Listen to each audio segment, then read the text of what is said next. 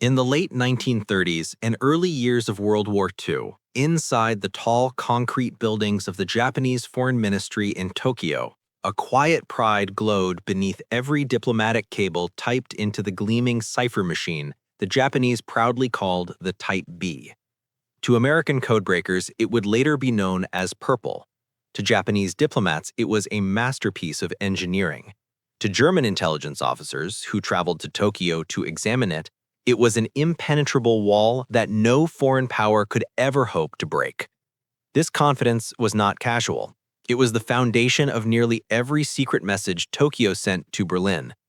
Every analysis of American political behavior, every report about Washington's mood, every negotiating update, every whisper about President Roosevelt or Ambassador Grew, everything that mattered in the shadow chess game of diplomacy was fed into that humming device of switches, stepping switches, and electrical circuits.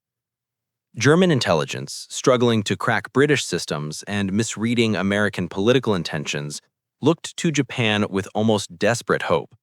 Tokyo had embassies around the world. Tokyo had diplomats inside Washington and London. Tokyo had access to private conversations between American officials, and above all, Tokyo had a cipher machine they believed the Americans were too primitive to comprehend and the British too distracted to attack. German officers in Tokyo and Berlin spoke openly about the golden stream of intelligence that would flow from Purple. They believed they were about to receive the most valuable diplomatic insights of the war from their Asian ally. And in their eyes, the machine that delivered those insights was flawless. The irony was staggering, and none of them knew it. Even as German officers admired the machine and copied down its technical descriptions, even as Japanese officials spoke proudly about its invulnerability, American codebreakers had already begun the quiet analytical war that would eventually shatter the myth of Japanese cryptographic superiority.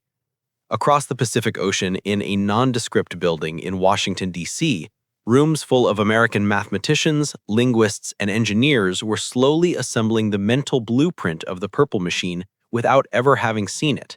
They tore apart thousands of intercepted messages. They studied patterns in the stepping of the switches.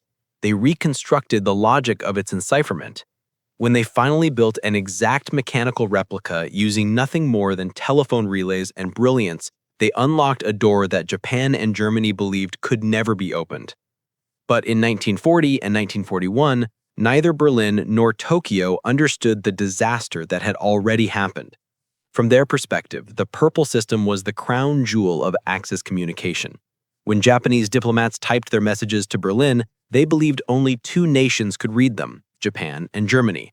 When German analysts decrypted the messages on their machines in Berlin, they believed they were looking directly into the heart of American diplomacy through Japan's eyes.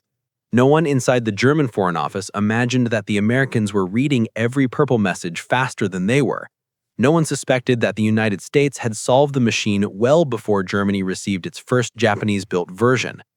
No one considered the possibility that every Japanese report sent to Berlin was being quietly copied and placed on a desk inside the United States War Department within minutes. The stage for this deception was set long before Pearl Harbor. Japan was convinced that America was technologically inferior in cryptanalysis. They believed the United States lacked the intellectual tradition of Europe, the sophistication of German mathematics, or the long history of British codebreaking. They looked at America and saw a nation of factories, not a nation of cryptographers. Berlin agreed.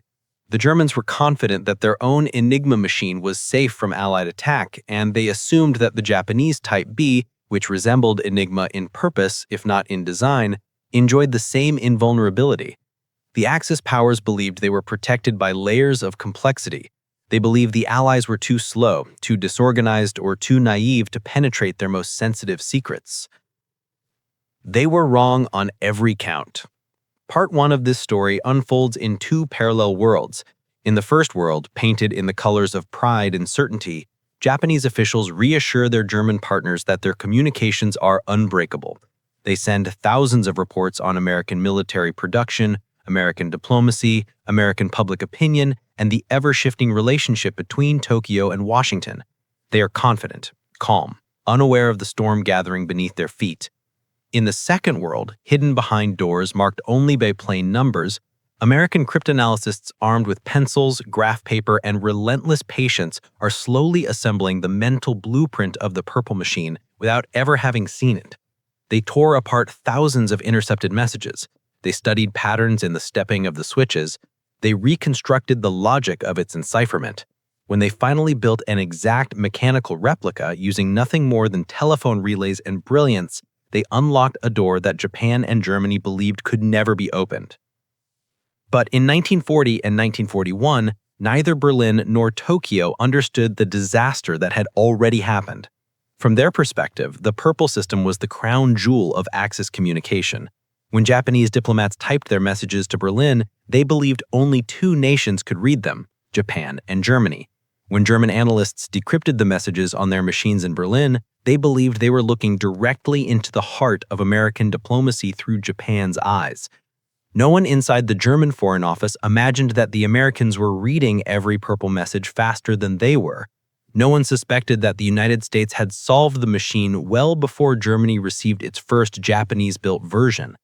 No one considered the possibility that every Japanese report sent to Berlin was being quietly copied and placed on a desk inside the United States War Department within minutes. The stage for this deception was set long before Pearl Harbor. Japan was convinced that America was technologically inferior in cryptanalysis. They believed the United States lacked the intellectual tradition of Europe, the sophistication of German mathematics, or the long history of British codebreaking. They looked at America and saw a nation of factories, not a nation of cryptographers. Berlin agreed.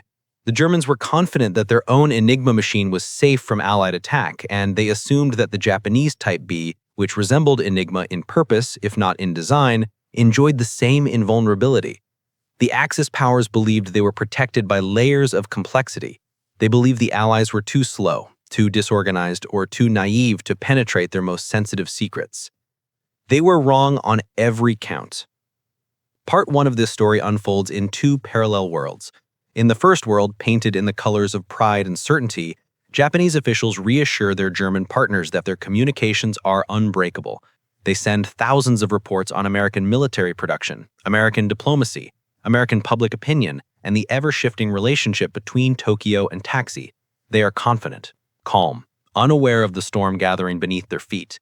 In the second world, hidden behind doors marked only by plain numbers, American cryptanalysts armed with pencils, graph paper, and relentless patience are slowly assembling the mental blueprint of the purple machine without ever having seen it. They tore apart thousands of intercepted messages. They studied patterns in the stepping of the switches. They reconstructed the logic of its encipherment. When they finally built an exact mechanical replica using nothing more than telephone relays and brilliance, they unlocked a door that Japan and Germany believed could never be opened. But in 1940 and 1941, neither Berlin nor Tokyo understood the disaster that had already happened. From their perspective, the purple system was the crown jewel of Axis communication. When Japanese diplomats typed their messages to Berlin, they believed only two nations could read them, Japan and Germany. When German analysts decrypted the messages on their machines in Berlin, they believed they were looking directly into the heart of American diplomacy through Japan's eyes. No one inside the German Foreign Office imagined that the Americans were reading every purple message faster than they were. No one suspected that the United States had solved the machine well before Germany received its first Japanese-built version. No one considered the possibility that every Japanese report sent to Berlin was being quietly copied and placed on a desk inside the United States War Department within minutes. Long before the world saw the Pacific erupt in flames, a quieter war had already begun in a cramped office hidden deep inside the United States Army Signals Intelligence Service. It was a room filled not with soldiers or generals, but with chalk dust, pencil shavings, cigarette smoke, and the constant clatter of electric typewriters. This was the world of William Friedman and his codebreaking team, a collection of mathematicians, linguists, engineers, and problem solvers whose weapons were not rifles or bombs, but patterns, probabilities, and pure intellect. They fought a war that had no front lines and no medals, a war carried out in silence against a machine that Japan believed no foreigner could ever understand. The purple cipher had become the pride of the Japanese foreign ministry.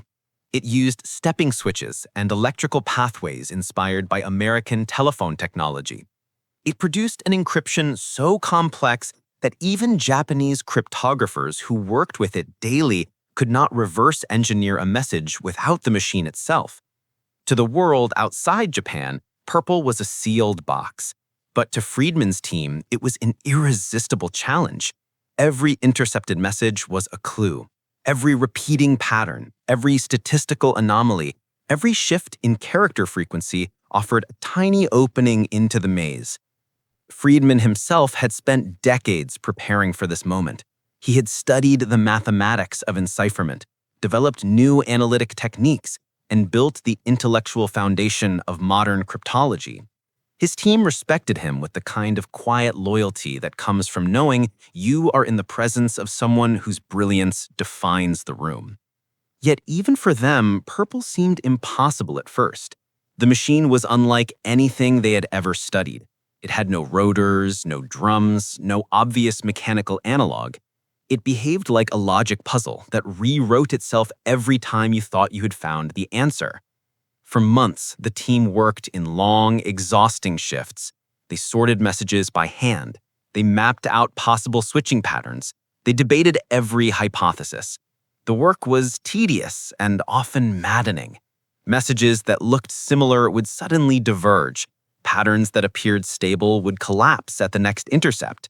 The Japanese operators changed settings regularly, sometimes daily, creating an ever-shifting landscape that tested every tool in the American arsenal.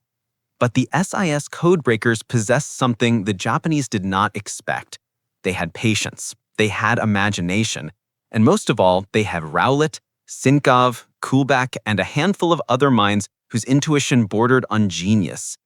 The breakthrough came slowly, then suddenly.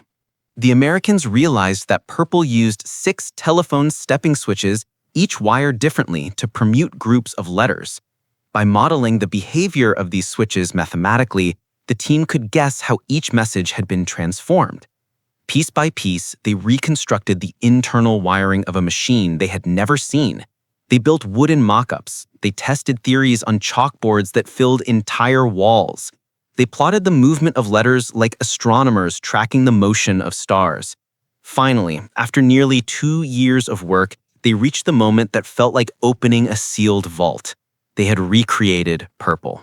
Their replica, built from telephone relays and metal circuits, produced outputs that matched Japanese intercepts perfectly. The Americans had not stolen the machine, they had not captured one, they had built their own version from pure logic. When the first decrypted text emerged clean and coherent from the American machine, the room fell into a stunned silence. It was a diplomatic cable from the Japanese Foreign Ministry. The words were clear. The meaning was unmistakable. For the first time, the United States could read Japanese state secrets in real time. From that moment forward, magic, the code name for all intelligence derived from Purple, became one of the most powerful tools the United States possessed. A stream of messages began to pour through the machine every day. Information about Japanese negotiations with the United States, Japanese views on British and American diplomacy, Japanese analysis of the global political climate, and most astonishingly of all, Japanese reports to Germany. Each message was typed, translated, evaluated, and placed in a plain folder marked for the eyes of senior officials only. The president himself would receive summaries in his morning intelligence briefings. Cabinet members saw them. Senior military leaders saw them. These summaries were locked in safes, carried by couriers under armed guard, and discussed only behind closed doors. The American officials who read these reports knew exactly what they were looking at. They were seeing the war through the lens that Japan used to brief Germany. They were hearing how Japan described American strategy to its European ally. They were uncovering Axis diplomatic intersections that would otherwise have remained invisible. This was not simply espionage, it was a strategic superpower. Inside the SIS office, the atmosphere shifted. The team felt the weight of their accomplishment, but also the responsibility of protecting what they had built. The mere existence of the replica Purple machine became one of the most closely guarded secrets in Washington. The United States could not allow Japan to suspect anything. They could not let Germany imagine that its intelligence stream had been compromised. Every intercepted message was handled with the care one would give to a priceless relic. The codebreakers worked at all hours, sometimes sleeping on couches or in chairs because the stakes were too high to risk delays. There were nights when Friedman himself would sit at his desk long after his staff had gone home. He would study new intercepts, check statistics, and write detailed memos explaining how to refine the analysis. His health was deteriorating under the strain, but he refused to abandon the work. He believed that the future of the war depended on the intelligence flowing through magic, and he was right. By 1941, the Americans not only read purple messages, but did so almost as fast as the Japanese embassies could send them. When a cable left Tokyo for Berlin, the Americans often had a translated copy on a senior official's desk before the Germans even opened their own version. This astonishing capability gave the United States a window into the inner workings of the Axis alliance, a window no other intelligence service in the world possessed. Part 2 ends with the sense of an invisible tide turning. No explosions, no troop movements, no roaring aircraft, just a team of quiet men and women in a small office, armed with mathematics and determination, quietly changing the direction of a global war without ever stepping onto a battlefield. In the months leading up to the wider expansion of the war, Berlin found itself increasingly dependent on Japan for political intelligence from Washington. German diplomats in the United States operated under constant scrutiny and suspicion. They could not move freely. Their conversations were monitored. Their cables were intercepted. Their opportunities to gather insights into American intentions were shrinking by the week. Japan, however, was in a far different position. Its embassy in Washington maintained far broader access. Japanese diplomats were regular guests at social events. They met with American officials, journalists, businessmen, and political advisors.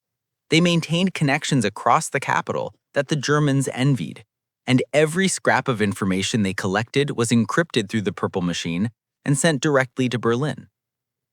German intelligence officers viewed these reports as some of their most valuable sources. They believed the Japanese perspective was objective, thorough, and unfiltered. In a sense, they were right.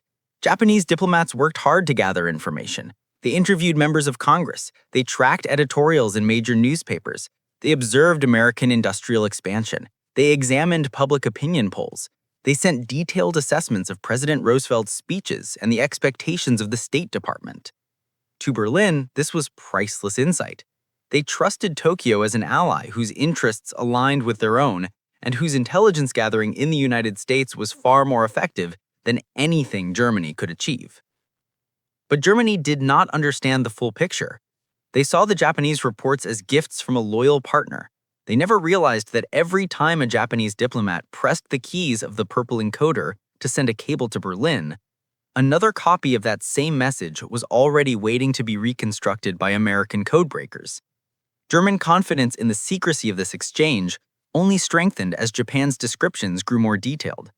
Berlin believed that the Americans had no chance of reading purple. They had seen technical diagrams. They had observed the machine. They considered it superior to the cipher systems used by many European nations. They considered it safe. Meanwhile, inside the SIS building in Washington, the same messages were being translated, filed, and delivered to the highest levels of the United States government. A cable describing American naval construction, sent from Ambassador Nomura to Tokyo and then forwarded to Berlin, appeared on the desk of an admiral before the Germans ever received their copy. A report analyzing Roosevelt's stance toward European neutrality reached the White House while Berlin still waited for its diplomatic pouch. It was an inversion of expectations so complete that no one in Germany would have believed it. The Americans were not simply reading Japanese messages. They were reading German reactions to Japanese messages and then anticipating future exchanges based on both. The trust between Germany and Japan grew deeper as the war intensified.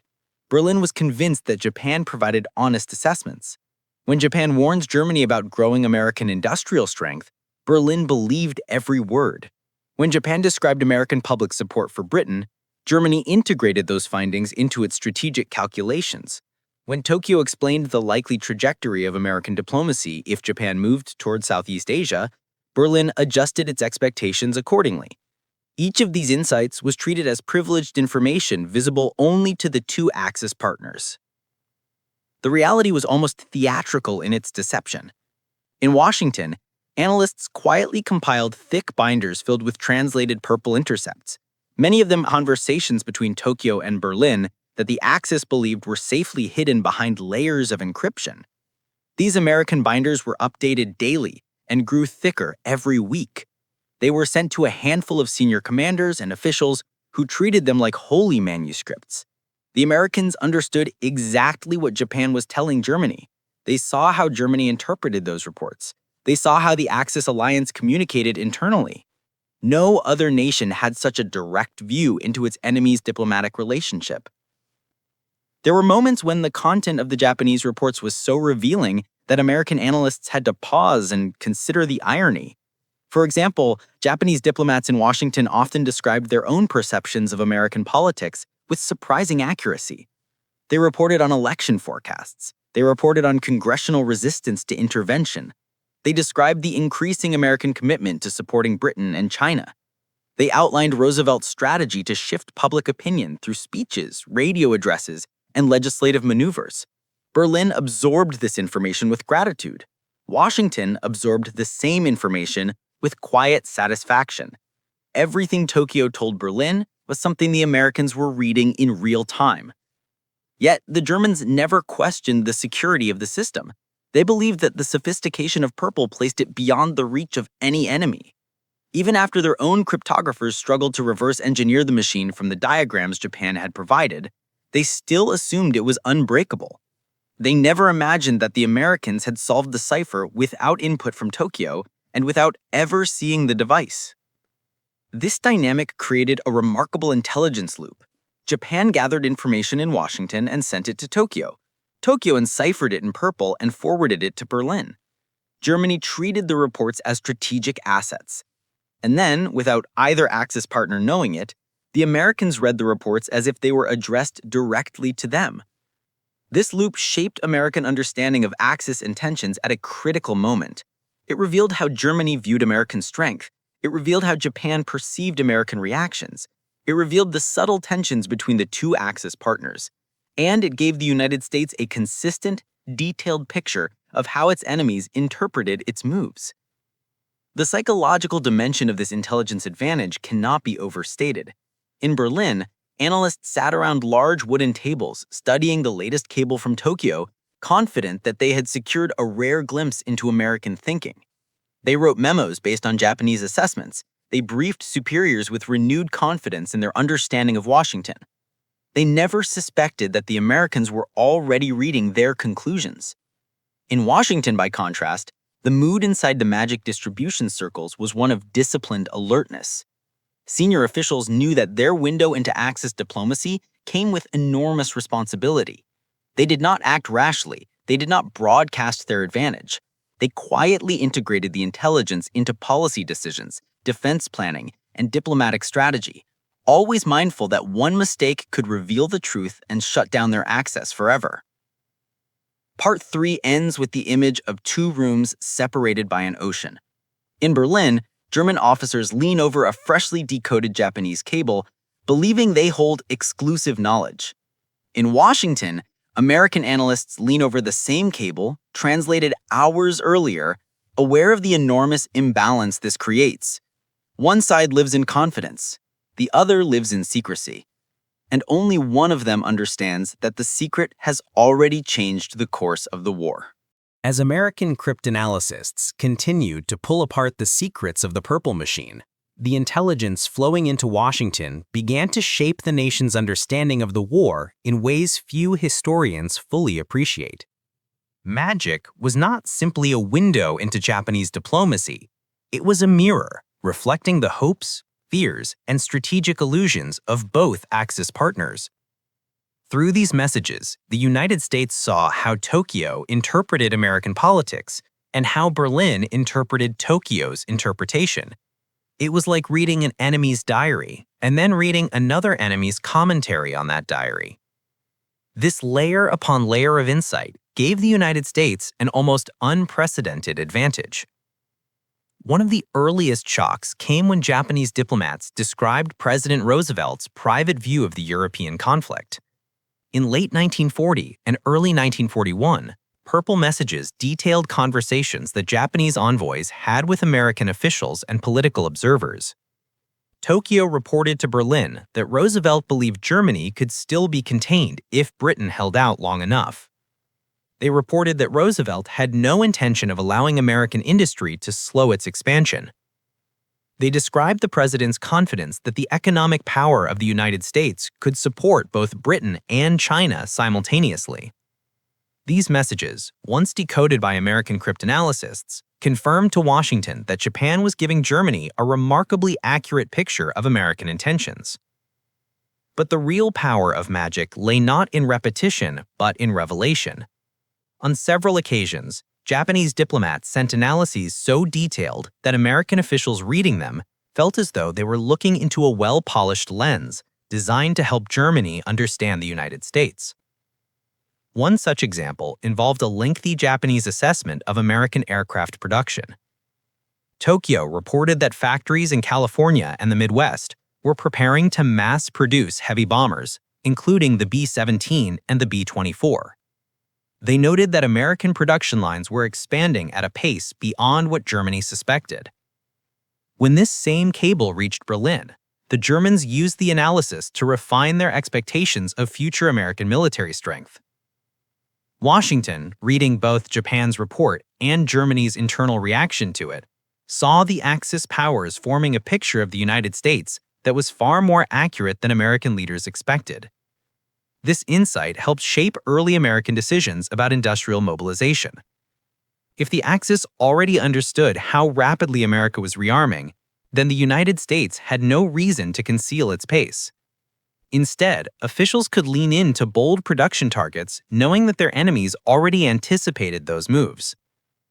Magic allowed them to understand which secrets were no longer secret.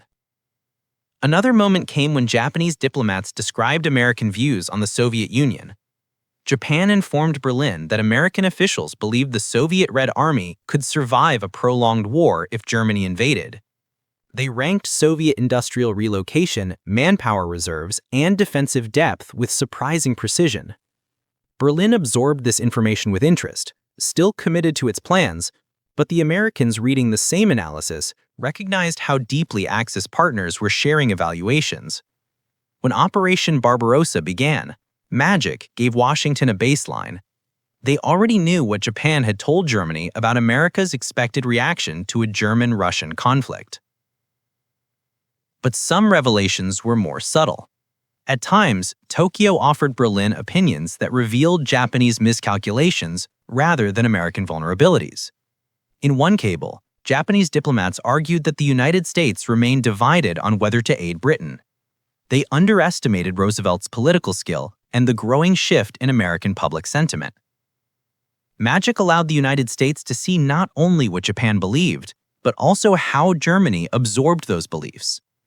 When Germany acted on assumptions built on flawed Japanese analysis, Washington quietly took note. Magic was not simply revealing facts, it was revealing misunderstandings. Perhaps the most remarkable set of insights came when Japan described its negotiations with the United States regarding oil and access to Southeast Asia. These messages were detailed and urgent. They outlined the Japanese government's increasingly desperate debate over whether to accept American demands or pursue expansion by force. They revealed the speed at which Japan's military faction was gaining influence inside the cabinet.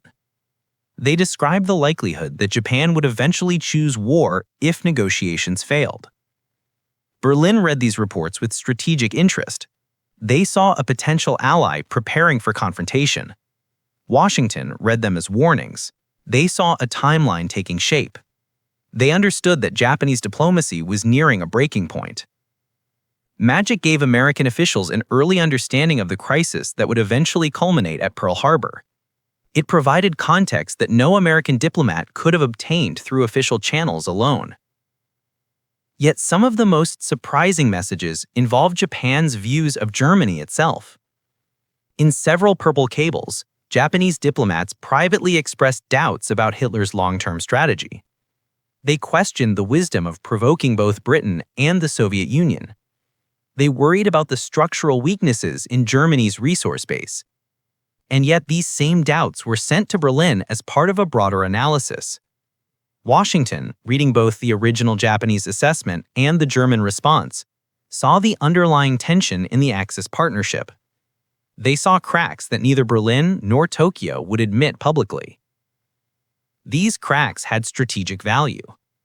American analysts recognized that the Axis alliance, though impressive on paper, lacked cohesive unity. Germany looked to Japan for insight into the United States. Japan looked to Germany for validation and reassurance.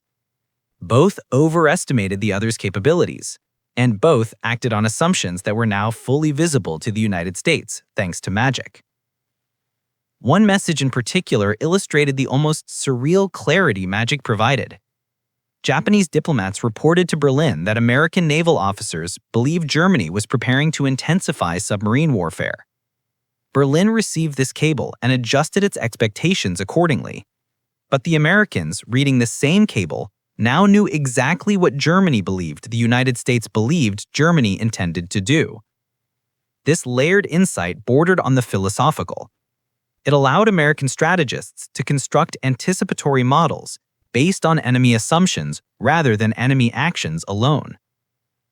In the final months before war erupted across the Pacific, magic shaped American decision-making in subtle but profound ways. It offered confidence to some officials and caution to others.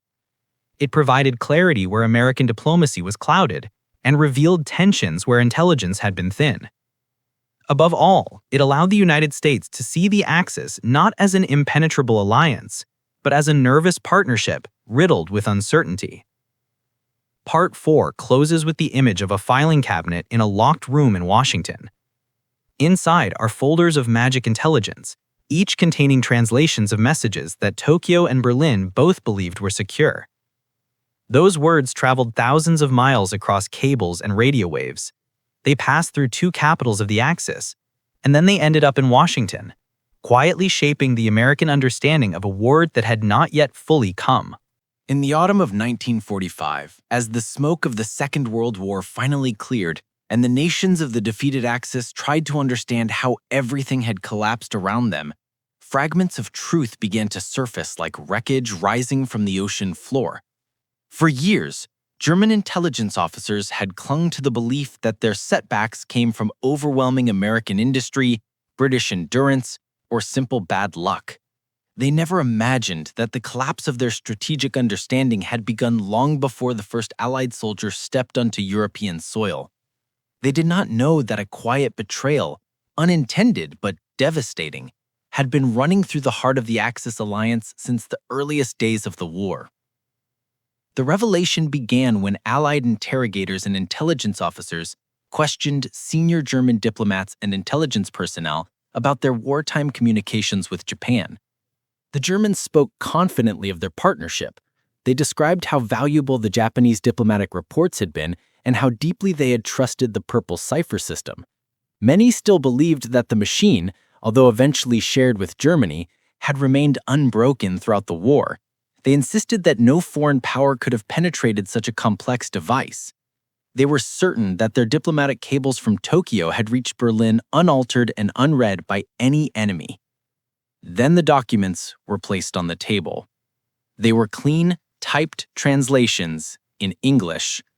They were dated months and years before the German surrender. They matched word for word the cables that Japanese diplomats had transmitted to Berlin. Some of them were translations of messages Germany considered so sensitive that only a handful of senior officials had seen them. Yet there they were, sitting before the stunned German officers with American file markings and distribution stamps. For many, the shock was palpable. Some refused to believe the evidence, others stared silently at the documents as if looking at ghosts. A few angrily demanded to know how the Americans had obtained such material, certain that some traitor within the Axis diplomatic network must have provided it. but the Americans explained calmly that no betrayal had occurred. There had been no informant, no captured machine, no stolen documents from inside the German Foreign Office. The Americans had simply solved the Japanese purple cipher years before Germany ever laid hands on one of the machines. As the explanation unfolded, a realization spread across the German officers that felt less like a revelation and more like slow humiliation. Every message that Tokyo had trusted them with had been read in Washington. Every prediction, every analysis, every diplomatic observation, every strategic evaluation that Germany believed was hidden behind layers of Japanese encryption had been intercepted, decrypted, translated, and delivered to American officials long before many German leaders even saw their own copies. The Axis had believed itself protected by complexity. Instead, that complexity had become a spotlight, illuminating every secret they tried to share. One German officer, confronted with the truth, struggled to speak. He had spent the war evaluating Japanese reports, writing analyses, and briefing superiors. He had treated those cables with the seriousness of a man handling state treasure. Now he understood that each of those reports had been visible to the very enemy they had sought to deceive. Eventually, he managed a sentence, written later in post-war interviews. Japan thought it shared secrets with us. They shared them with America. The line captured the full weight of the disaster. It was not anger directed at Japan. It was an expression of bitter disbelief, a recognition that fate had played a cruel trick on the Axis powers. Japan had not betrayed Germany. Japan had simply trusted a machine that did not deserve that trust. Germany had not failed to protect its diplomatic channels. Germany had placed faith in a system that was already defeated before the war had begun. The implications unfolded like a map unrolling across a table. Germany realized that many of its strategic miscalculations had been built upon intelligence that the Americans were reading in real time. The Americans had watched how Germany interpreted Japanese reports. They knew when Berlin overestimated American isolationism. They knew when Berlin misunderstood Roosevelt's resolve. They knew when Germany misread American industrial capacity. They even knew when Germany placed too much confidence in Japanese assessments of the Soviet Union or British endurance. All of this had shaped Allied decisions, and none of it had been visible to the Axis. In the months after the war ended, German intelligence professionals tried to understand how the Americans had achieved such a breakthrough. They asked for technical details. They asked how the Americans had reconstructed the logic of the purple machine without ever seeing it. When the Americans explained that the device had been replicated using telephone relays and mathematical deduction, the Germans were stunned. They had held the actual machine in their hands, but their own cryptographers had never fully understood its principles. The Americans, working from intercepted radio traffic alone, had grasped its internal structure perfectly. For the Japanese officials who later learned of the Purple Compromise, the news carried its own form of anguish. They had believed their diplomatic system secure. They had believed their communications were reaching Berlin untouched. Some Japanese diplomats reflecting on the revelation said that the knowledge was worse than defeat. It meant that the secrecy they relied on was an illusion from the beginning. The machine they trusted had betrayed them without ever intending to. But for Germany, the emotional wound was deeper. Japan had been their partner. They had shared their fears, their hopes, and their strategic calculations through a channel both believed untouchable. Now they understood that the Americans had sat invisibly in the room with them, listening to every word. The war had not been fought on equal terms. Germany had been outmaneuvered before it had even drawn its sword. Part 5 ends with a quiet image. A German officer, once proud of his intelligence work, sits alone in a bare room of an Allied detention facility. Before him lies a stack of decoded Japanese cables, each stamped with American markings, each representing a moment when the Axis partners believed they were speaking in absolute secrecy. He picks up one, reads the date, and closes his eyes. In that silence, he finally understands that the war had been lost not only on the battlefields of Europe, but in the wires, circuits, and calculations of a small group of American cryptanalysts who won one of the most decisive victories of the war without firing a single shot.